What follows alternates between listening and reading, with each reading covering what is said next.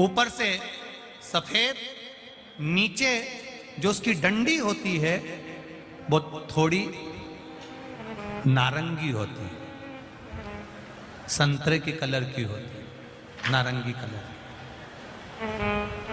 महाराज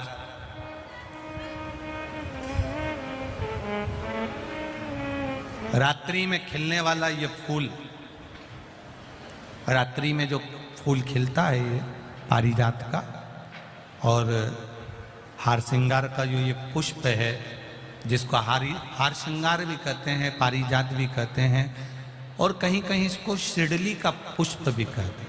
ऊपर से सफेद होता है, नीचे उसकी जो डंडी होती है वो नारंगी कलर की होती है। शिव कथा कर रही है, शिव महापुराण का चरित्र कर रहा है। जिस समय पर संतान की प्राप्ति नहीं होती या किसी कारणवश, किसी कारण से हमारे यहां वंश की वृद्धि नहीं होती, तब देवाधिदेव महादेव की आराधना पारिजात के फूल से करी जाती है। अब उस पुष्प को चढ़ाने का एक तरीका है, जरा ध्यान दीजिएगा। पंच पुष्प शिव महापुराण की कथा आप लोग सुनने के लिए बैठे हो, बड़ी आस लगाकर बैठे हो, उसको समझिए। पारिजात का जो फूल शिव जी को चढ़ता है, भगवान देवाधिदेव महादेव को चढ़ता है, जैसे ये शिवलिंग है, मान लो ये शंकर भगवान का शिवलिंग है, ये जलाधारी है, ये जल नीचे गिरने का स्थान। आप लोगों ने पहले कथा सुनी है ना सबने, आपको सबको मालूम होगा। राइट में गणेश जी का स्थान, लेफ्ट में कार्तिकेय का स्थान, बीच में अशोक सुंदरी की जगह। जहां पर यह शिवलिंग रखा है वो माता पार्वती जी का हस्त कमल, शिवलिंग के रूप में, शंकर भगवान के रूप में यह शिवलिंग है। ऊपर से जो एक एक बूंद जलाधारी नीचे गिरती है वो शंकर भगवान की 5 लड़कियां, जया, विषहरा, शामली बारी, दौतली और देव, ये शंकर जी की 5 बेटियां हैं।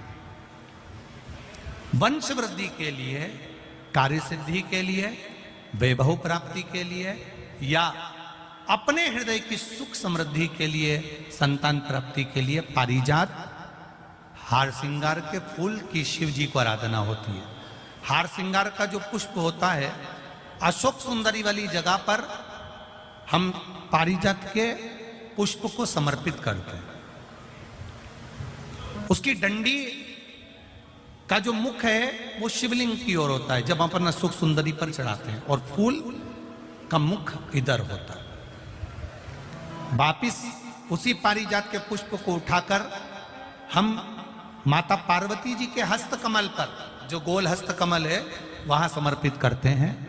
उस जगह पर माता पार्वती जी की ओर से जो पुष्प समर्पित किया जाता है, उसकी डंडी पारिजात की हमारी ओर होती है, पुष्प का मुख महादेव की ओर होता है।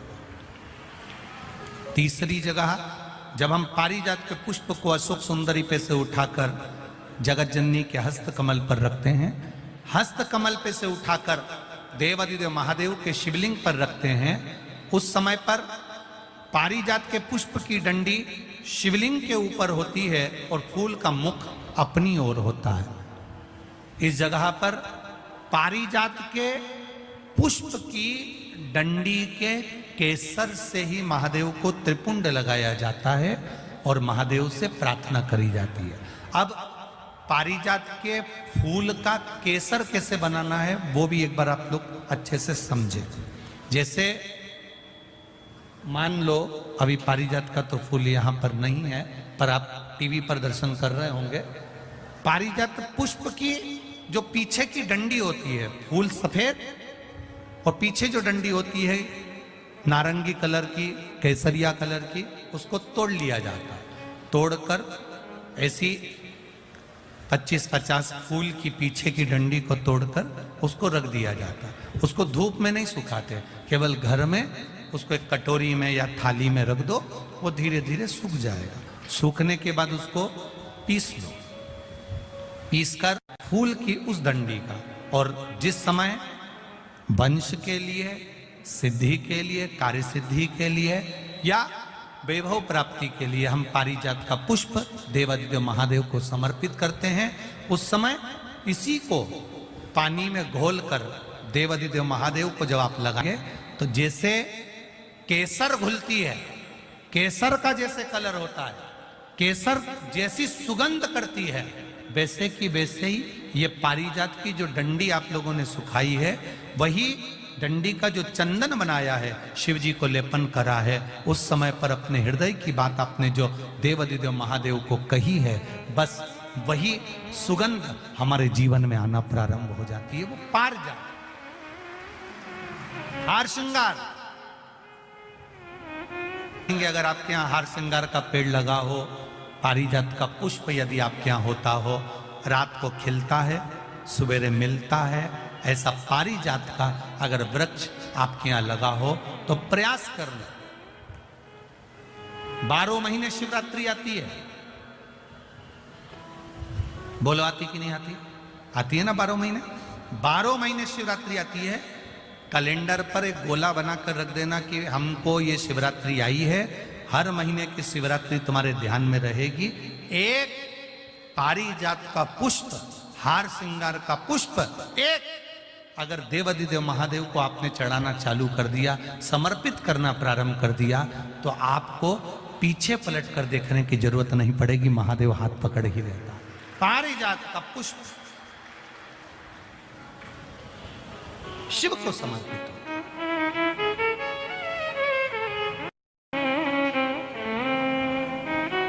सफेद कलर का पुष्प है, आप टीवी पर दर्शन कर रहे होंगे, केसरिया कलर की, नारंगी कलर की उसकी डंडी है, भगवान शिव को समर्पित पारिजात।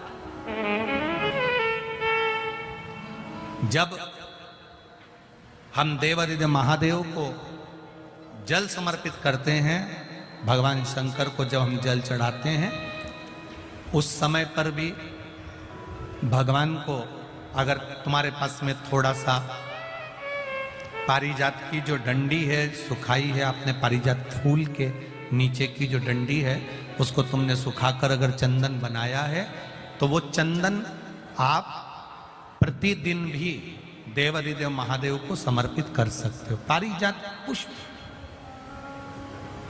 एक बात और हमारे स्मरण में रहे,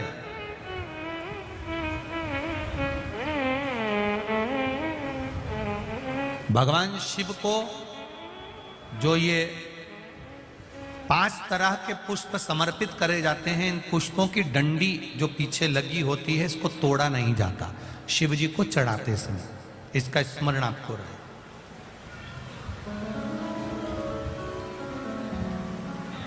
तीन शिवालय ऐसे हैं जहां पर पारिजात के पुष्प को समर्पित कर देने से, भगवान शंकर को अगर पारिजात का पुष्प समर्पित किया जाता है तो मनवांचित फल की प्राप्ति होती है। पहला, मां नर्मदा से निकला हुआ कंकर नर्मदेश्वर महादेव। अगर कहीं नर्मदा जी के कंकर से शिवलिंग बना हुआ है तो मां नर्मदा के शिवलिंग पर पारिजात का पुष्प समर्पित होता है। दूसरा, जो शिवालय एकांत में हो, एकांतेश्वर महादेव जो एकांत में बैठे हो, भले ओटले पर बैठे हो, अकेले बैठे हो, एकांत में बैठे हो, वो एकांतेश्वर महादेव पर भी पारिजात का पुष्प समर्पित कर देने से, अगर कोई अदालत का कोर्ट केस होता है तो बाबा देवादिदेव महादेव का मात्र पारिजात पुष्प का स्मरण या उसको समर्पित कर देने से भी फल की प्राप्ति होती है। तीसरा, ऐसा शिवालय जो नदी के तट पर हो, सरोवर के तट पर हो, कुंड के तट पर हो, बावड़ी के तट पर हो, कुएं के तट पर हो। आप सब लोग तो ग्रामीण क्षेत्र के निवासी हैं और जितने लोग भी कथा सुन रहे हैं आस्था चैनल पर, फेसबुक, यूट्यूब पर, सबके स्मरण में होगा पहले हमारे जो पूर्वज होते थे वो कुआं बावड़ी के पास में शंकर जी का शिवलिंग रख देते थे। ध्यान में होगा, जिसको स्मरण में होगा उसको मालूम होगा। शिवलिंग लाते थे और जहां कुआं होता था, बावड़ी होता था, तालाब होता था, नदी होती थी, उसके तट पर, उसके पास में शिवलिंग रख देते थे। कारण क्या है? किसी जलाशय, कुआं, बावड़ी, तालाब, नदी, सरोवर, इसके पास में जो शिवलिंग होता है, उस शिवलिंग को बहुत सिद्ध करने की जरूरत नहीं होती। स्वयं गंगा मैया उस कुंड बावड़ी के रूप में रहकर शिवलिंग को सिद्ध कर देती है और वहां स्वयं विराजमान हो जाती है महाराज। वहां पर भी यह हार श्रृंगार, पारिजात का पुष्प शिव को समर्पित किया जाए। 3 जगह ऐसी है जहां कभी मौका मिल जाए और तुम्हारे पास में पारिजात का फूल हो और कहीं तुम्हें मिल गया, तुमने आज्ञा ले ली, हम ये पुष्प ले लें क्या, और लेकर अगर आपने चढ़ाया है तो उसका फल जरूर मिलेगा। आप भी जाते जाते रास्ते में किसी का पौधा देख लेते हो, किसी का पेड़ देख लेते हो, किसी का बगीचा देख लेते हो, किसी की वस्तु देख लेते हो, आपके भीतर भी वो भाव जागृत हो जाता है कि ये अच्छा फूल है, मैं भगवान के लिए तोड़ लेती हूँ। अभी नवरात्रे चल रहे हैं, लाल कलर का वो फूल होता है ना, तो लोग किसी के भी पेड़ से, किसी के भी बगीचे से, किसी के यहाँ से भी तोड़ कर ले आते हैं, देवी जी को चढ़ा देते हैं, बड़े प्रेम से पल्लू वल्लू लेके खुश होके। तुम सोचती हो कि देवी मैया प्रसन्न हो गई, देवी जी कह रही हैं अरे यो चोटी, बताओ, दूसरे के घर का चुरा कर लिया, दूसरे के घर का उठा कर लिया, दूसरे का सामान लेकर आ गई और चढ़ा कर कह रही है कि मैंने भगवान का पूजन कर दिया, भगवान की आराधना कर दी, भगवान की सेवा कर दी। ना ना, जैसे अपने घर का एक लोटा जल लेकर जा रहे हो, अगर किसी के यहां तुमने पूछ लिया कि हमें आपके बगीचे का फूल ले जाएं, वो आज्ञा दे दे तो ले जाओ।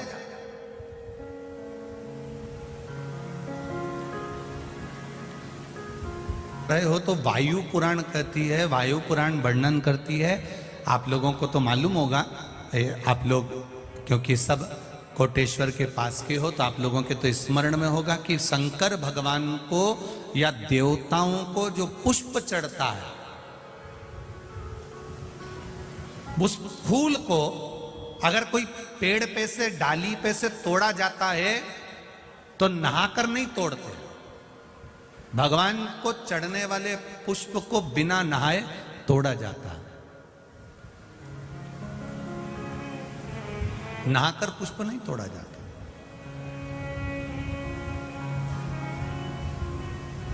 कितने लोग हैं जो बगीचे से फूल तोड़ते होंगे तो नहा के तोड़ लेते होंगे, और कितने लोग हैं जो बगीचे से पुष्प तोड़ते हैं तो सुबह सुबह उठे, मंजन आदि करा, हाथ पैर धोया, बगीचे में गए, डाली पे से फूल तोड़े और भगवान को समर्पित करे। वायु पुराण का शब्द कह रहा है, भगवान को समर्पित होने वाले पुष्प जब आप तोड़ते हैं, लेकर आते हैं, और पुष्प का एक नियम है, पुष्प धोया भी नहीं जाता। पुष्प को पानी में धोते नहीं है, जैसा डाली से मिला है बस उसको लिया, रख दिया। जब आप पूजन करने के लिए बैठे और पूजन के समय पर उस पुष्प को तुमने उठाकर भगवान को समर्पित किया, भगवान को चढ़ाया, भगवान को समर्पित करना प्रारंभ करा। अब आप लोग कहेंगे गुरुजी शरीर बासी है, शरीर हमारा, बताओ हम स्नान करें नहीं है और स्नान नहीं करे और फूल तोड़ लिया तो वो फूल अशुद्ध नहीं हो गया? वो फूल शुद्ध ही नहीं हुआ। वायु पुराण कह रही है, वायु पुराण वर्णन कर रही है, भगवान को चढ़ने वाला पुष्प जब हम डाली पे से उतार कर लेकर आते हैं और लाकर हम भगवान के पास में कहीं स्थान पर रख देते हैं, और स्नान करने के बाद जब हम शंकर भगवान को याद, कोई भी राम जी को, कृष्ण जी को, ठाकुर जी को, देवी जी को वो पुष्प जब समर्पित करते हैं तो उससे ना जाने कितने कितने दोष हमारे जीवन के समाप्त हो जाते हैं। ये वायु पुराण वर्णन कर रहे हैं। ना जाने कितने कितने दोष हमारे समाप्त हो जाते हैं। ये वायु पुराण कर रहे हैं, ये वायु पुराण कर रहे हैं। अब पुष्पदंत गए, देखते देखते चित्ररथ राजा के बगीचे में प्रवेश कर रहे हैं।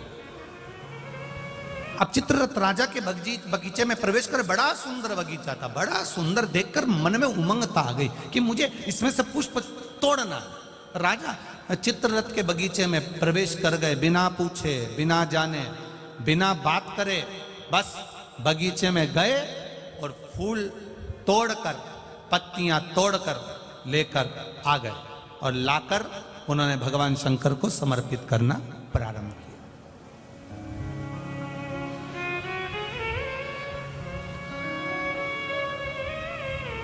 15 दिन निकल गए, 20 दिन निकल गए, 22 दिन निकल गए, 25 दिन निकल गए। एक बार राजा चित्ररथ भगवान का पूजन करने के लिए बैठे और भगवान का पूजन करते करते राजा चित्ररथ ने कहा, चलो बगीचे से फूल लेकर आओ, जाओ जरा। अब माली गए, जो सेवक थे वो बगीचे पहुंचे और बगीचे से पुष्प लेकर आने लगे। बगीचे से जब पुष्प लेकर आए तो बगीचे में जाकर क्या देखते हैं कि वहां तो एक भी पुष्प नहीं है, सारे पुष्प टूट चुके, कोई ले जा चुका। कोई बात नहीं, टूट कर नीचे गिर गए होंगे।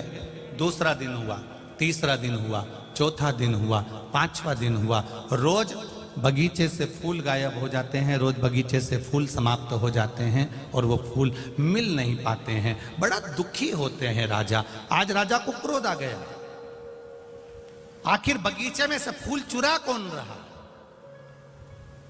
पता नहीं। हमने बहुत ढूंढा पर मिल नहीं रहा, बहुत प्रयास करा पर मिलता नहीं है।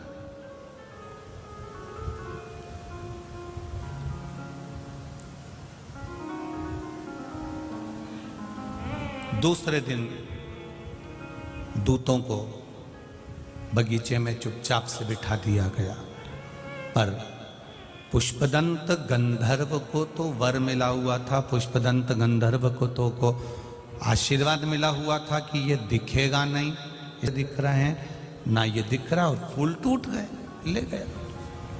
राजा को क्रोध आ गया। चित्ररथ राजा ने विचार करा कि मेरे यहां से रोज फूल जा रहे हैं, पकड़ाई में नहीं आ रहा, तो अब करूं क्या। राजा चित्ररथ शिव जी की उपासना करता था, भगवान शंकर का भजन करता था, शिव जी की आराधना में डूबा रहता था। आज उसने विचार करा, शंकर जी पे से चढ़ा हुआ निर्माल्य बेलपत्र उठाया जाए और शिव जी पे से चढ़ा हुआ निर्माल्य उठाकर, बेलपत्र उठाकर बगीचे के आसपास में डाल दिया जाए।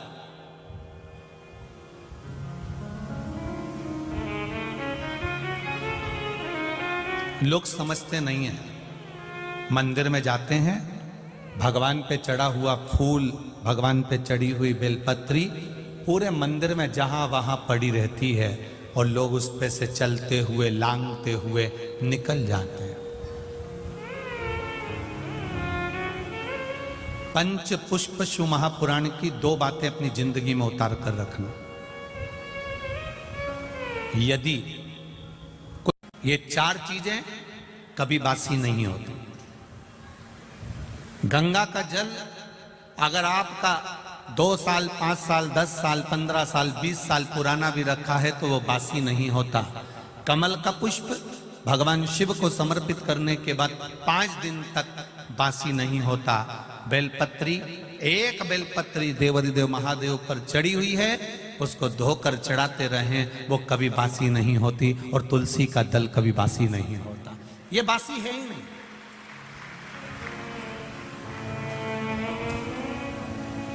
भागवत, रामायण, गीता, शिव पुराण, भगवान का भजन, कीर्तन, स्मरण, मंत्र जाप, आपके गुरु ने जो आपको जाप दिया है, आपके गुरु ने जो शब्द दिया है, आपने जो भगवान का नाम पकड़ कर रखा है, भजन पकड़ कर रखा है, ये कभी बासी नहीं होता। आप जब गाओगे तब वो ताजा, उसमें बासीता नहीं।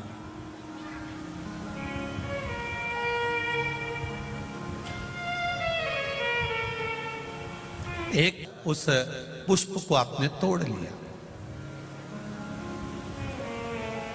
भगवान को समर्पित कर दिया, और यदि वही पुष्प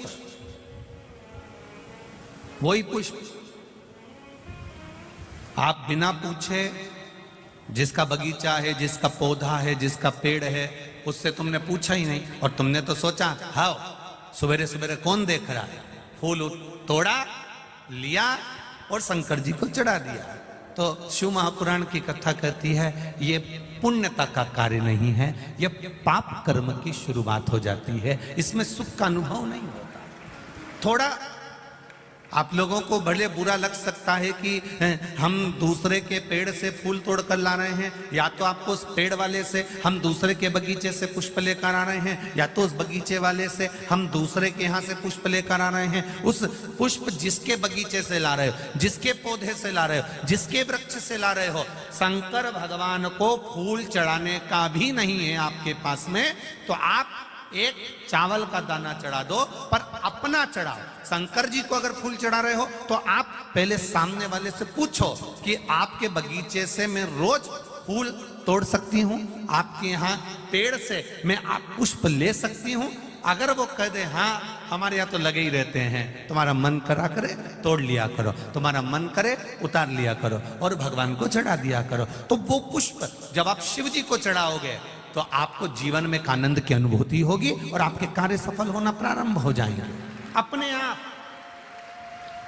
पर यदि हमने चोरी कर कर चुपचाप से जाकर पुष्प को चुरा लिया, बगीचे से निकाल लिया और तुमने सोचा मैं भगवान का श्रृंगार करूंगी, मैं भगवान को सजाऊंगी, मैं भगवान का अलौकिक श्रृंगार करूंगी, तो उसमें पुण्यता का भाग नहीं आता महाराज, उसमें सुख का अनुभव नहीं होता है, उसमें आनंद का अनुभव नहीं।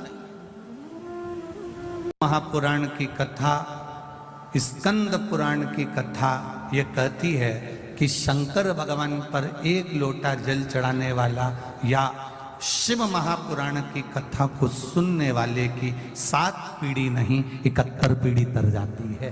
ये शिव तत्व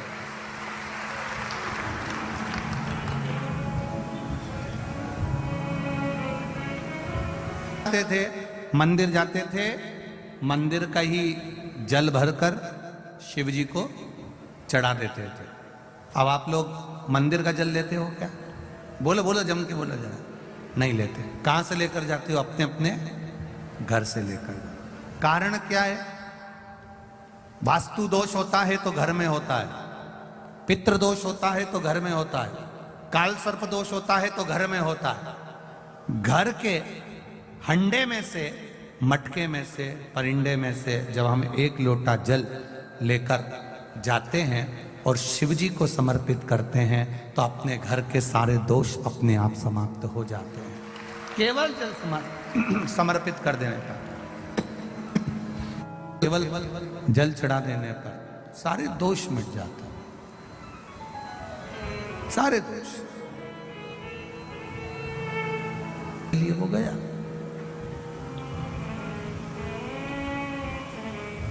फूल पंच पुष्प शिव महापुराण की कथा है। फूल चढ़ाने से पहले फूल चढ़ाने का तरीका आना चाहिए।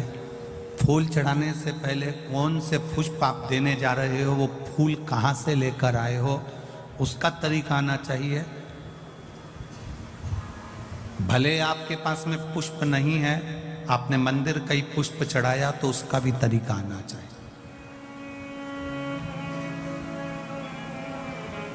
कोई जरूरी नहीं है कि आप नए नए भजन का निर्माण करोगे। आप दूसरे का भी अगर भजन गा रहे हो तो उसको भी गाने का तरीका होना चाहिए।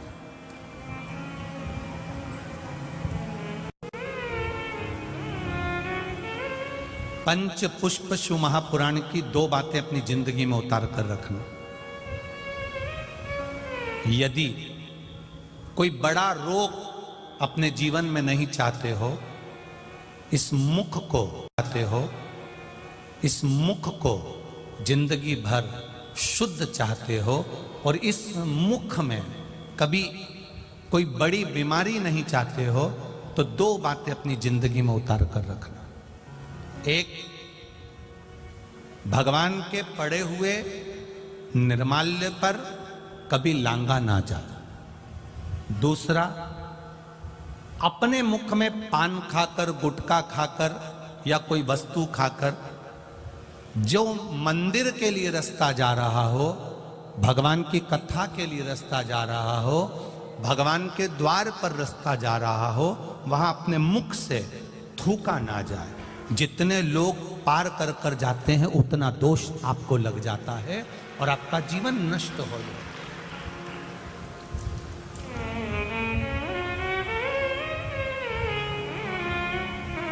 बीच पथ पर जिस मार्ग से भगवान शंकर का शिवालय जा रहे हो, जिस मार्ग से भगवान के मंदिर जा रहे हो, जिस मार्ग से अगर कोई नारी, कोई पुरुष, कोई बच्चा, कोई बूढ़ा, कोई व्यक्ति एक लोटा जल लेकर भी अगर भगवान के मंदिर जा रहा है, उस मार्ग पर, बीच मार्ग पर अगर कोई थूकता है और उस थूक को जितनी बार लोग लांग कर मंदिर के द्वार तक जाते हैं, उतना उतना रोग इस शरीर के अंदर बढ़ता चले जाता है। इसलिए हमारे यहाँ पहले के समय में, आज के लोगों को तो स्मरण है कि नहीं है, पहले तो थूकने के लिए भी एक पीक दान होता था जिसमें थूका जाता था। आज के जमाने में तो आदमी पूरी पृथ्वी को पीक दान बनाकर रखा है, जहां मर्जी पड़ती है वहां थूक देता है।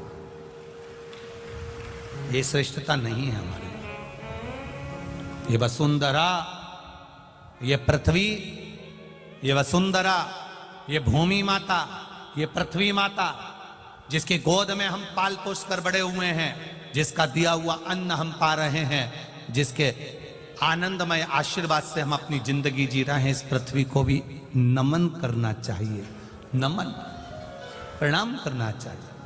हम हमेशा कहते आए हैं, आज फिर कहते हैं, जिसकी बंजर भूमि पड़ी हो, जिसमें अनाज भी नहीं होता हो, बहुत मेहनत कर लिया, उस भूमि में कुछ नहीं होता, लोगों ने कह दिया इस भूमि में कुछ नहीं होता, ये जमीन बेकार है, ये जमीन बेकार है, ये जमीन बेकार है। आपसे निवेदन करना चाहेंगे, किसी मंदिर का निर्माल्य जो शिव जी पर चढ़ा हो, इकट्ठा हो गया हो, उस मंदिर के निर्माल्य को एकाग्रित कर लो, डलिया में भर लो और पूरे भूमि पर उस निर्माल्य का खाद बनाकर, उस पूरी जमीन पर आप उस निर्माल्य के खाद को थोड़ी थोड़ी दूर पर इतना इतना खड्डा खोद कर बाबा के उस निर्माल्य को डालना प्रारंभ करिए।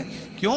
क्योंकि उससे भूमि की उपज देवाधिदेव महादेव की कृपा से अपने आप बढ़ना प्रारंभ। लोग उसको ले जाकर नदी में डाल देते हैं, नदी में डाल देने से नदी दूषित हो जाती है, नदी में प्रदूषण हो जाता है। तो वो निर्माल्य जब आप जमीन में ले जाकर गाड़ोगे, डालोगे, तो नदी भी शुद्ध होगी और भूमि में भी उसकी खाद बनकर उस भूमि पर भी उसका शुद्धता का भाव जागृत होगा। अब करो,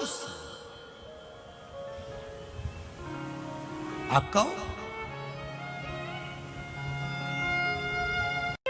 जिस कुएं में, जिस बावड़ी में, जिस बोर में, जिस स्थान पर पानी की कमी होती चली जाए, हम निवेदन करना चाहेंगे वहां उस बोर के आसपास, उस कुएं के आसपास, उस बावड़ी के आसपास बेलपत्री के कुछ पौधे लगाना चालू कर दो।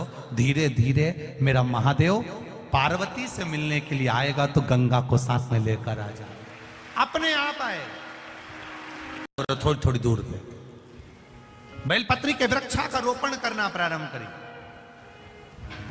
मेरा महादेव जिस जगह पर बेलपत्री का पौधा होता है, वृक्ष होता है, वहां मेरा शिव पार्वती जी से मिलने के लिए आता है। और मेरा महादेव अकेला नहीं आता, उसके सिर पर गंगा विराजमान होकर आती है, तो गंगा वहां रहती है, गंगा वहां विराजमान रहती है। अब करो, शिव तत्व को जाने। पुष्पदंत पकड़ाई में नहीं आ रहा था, तब उसी समय पर चित्ररथ ने शिवजी पे चढ़ी हुई बेलपत्र को छाट कर निकलवाया और चारों तरफ बगीचे के जो द्वार थे, उन द्वारों के सामने देहली पर वो बेलपत्र रख दी और बेलपत्र रखी। और चित्ररथ ने कह दिया अब तुम चिंता मत करो, अब वो पकड़ा जाएगा। और पुष्पदंत वापिस बगीचे में फूल तोड़ने के लिए गया। जाते ही बेलपत्री पर उसका पांव रखाया, किसी को आवाज नहीं आई, पुष्पदंत दिखाई नहीं दिया, और अंदर जब प्रवेश कर गया, प्रवेश करते ही बस देवादिदेव महादेव कैलाश पर विराजमान थे और उनको क्रोध आ गया।